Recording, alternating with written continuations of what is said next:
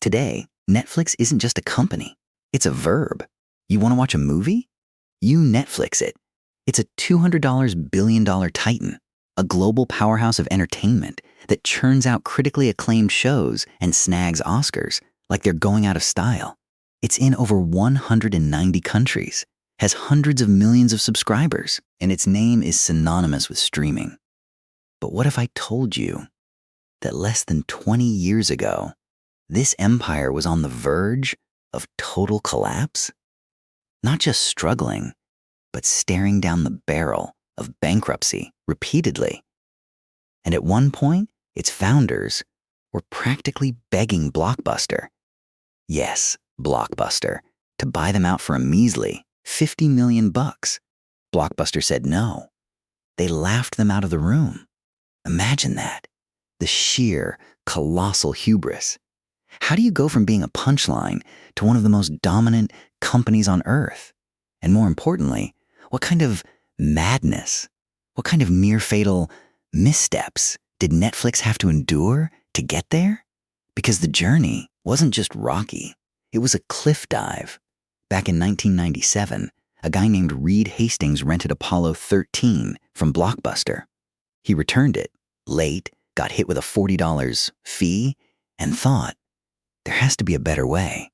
He and Mark Randolph birthed Netflix, a DVD by mail service. Revolutionary for its time, right? No late fees, huge selection, delivered right to your door. The internet was still a baby.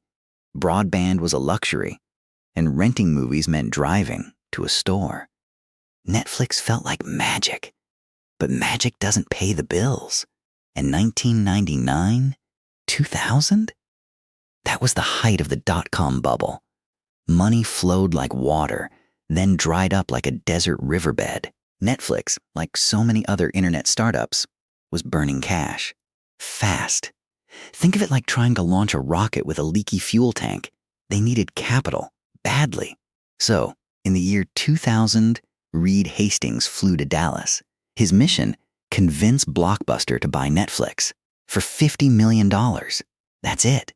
To Blockbuster, a company pulling in billions, $50 million was pocket change. Blockbuster famously passed. They saw Netflix as a mosquito, not a monster. But here's the thing. Netflix was fighting an uphill battle even without Blockbuster's scorn. The DVD by mail model was incredibly expensive. You had to buy millions of DVDs, manage inventory, ship them across the country, clean them, reship them. It was a logistical nightmare, a constant hemorrhage of capital. Every single DVD was a tiny liability. Every new subscriber meant more DVDs, more shipping. It was a scaling problem that could choke even a successful business. They were profitable for a brief moment in 2003, but it was fragile, built on razor-thin margins. And the internet, the very thing that birthed Netflix, was also slowly building a grave for its original business model. Broadband speeds were creeping up. YouTube launched in 2005. iTunes was selling digital movies. The writing was on the wall. Physical media was on borrowed time. Netflix saw it coming. But what do you do when your entire business is built on a foundation that's about to turn to quicksand? This wasn't just a pivot. This was like abandoning your fully built mansion to construct a new one, blindfolded, while it's raining concrete. The company knew it had to embrace streaming. They had to transition from a physical distribution company to a technology and content company. It sounds obvious now, but back then, it was insane. This meant pouring billions into licensing content from Hollywood studios. Studios that hated the idea because it threatened their old ways of making money. It meant building a massive server infrastructure that didn't even exist yet. It meant going into massive debt to fund this crazy vision. In 2007, Netflix launched its streaming service. It was clunky, had limited titles, and required a separate Windows Media Player install. It was a disaster, a ghost of what it would become. And for years, they ran two separate businesses, the profitable, cash-generating DVD by mail service and the money-draining, unproven streaming service. It was like having a successful convenience store that paid for your secret, experimental rocket lab in the back. But the Rocket Lab was burning through cash at an alarming rate. By 2011, the tension snapped. The costs of licensing content for streaming were skyrocketing, and the revenue from the single subscription that covered both DVDs and streaming wasn't enough. Reed Hastings announced a plan. Netflix would split its services. DVD by mail would become Qwikster, a completely separate company, with its own website, billing, and branding. And Netflix would be only streaming. Oh, and the price of a combined DVD and streaming plan would jump by 60%. Not 5%, not 10%. 60%. The customer reaction? Immediate, violent, and catastrophic. Subscribers revolted. Nearly 800,000 people canceled their subscriptions. Netflix's stock price plummeted by 77% in a few months, wiping out billions in market value. Wall Street analysts called for Hastings' head. Comment sections across the internet were filled with cries of "Netflix is dead." It was arguably the closest Netflix ever came to true collapse, not from external competition, but from a self-inflicted wound, a botched surgery to save itself. How do you recover from a customer revolt that wiped out a quarter of your market value? And what bizarre, counterintuitive move did they make next that finally propelled them to global dominance? Qwikster died before it even lived, a truly spectacular failure. Hastings apologized, ate crow, and scrapped the whole Qwikster idea. But the underlying problem, the bleeding bank account from streaming, content, remained.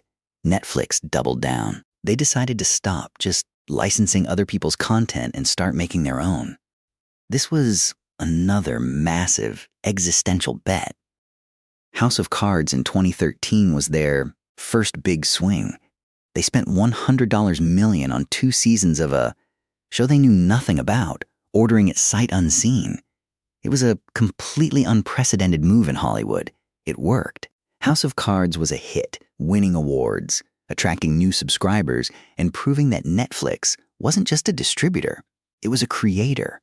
This gave them leverage against studios, who were charging exorbitant licensing fees. It also meant they owned the content, so they didn't have to pay recurring royalties. This shift from just delivering content to creating it saved them. It allowed them to control costs, attract talent, and build a unique library no competitor could touch. They went all in on original programming, expanding globally, taking on more debt. But this time, the debt was an investment, not just a desperate attempt to stay afloat. They learned that sometimes, to survive, you have to cannibalize your own successful business before someone else does. You have to take insane risks, endure public humiliation, and make unpopular decisions. They learned that the easy money isn't always the smart money, and that being laughed at by giants doesn't mean you're wrong. It often means you're just ahead of your time. Blockbuster, the company that laughed at Netflix's $50 million offer, went bankrupt in 2010. Its last corporate-owned store closed in 2014. The last franchise store limps on in Bend, Oregon, a nostalgic relic. So, the next time you're scrolling through Netflix, picking your next show, remember the company that almost wasn't. The one that was laughed out of a boardroom, nearly crushed by the internet's evolution, and then almost self-destructed from within. It's a testament to stubborn vision and brutal adaptability. It makes you wonder, what seemingly crazy idea today are we all laughing at that will define tomorrow? What future giant are we currently dismissing as a mosquito? Zoom out from a globe with Netflix logo, then fade to black with a thought-provoking question.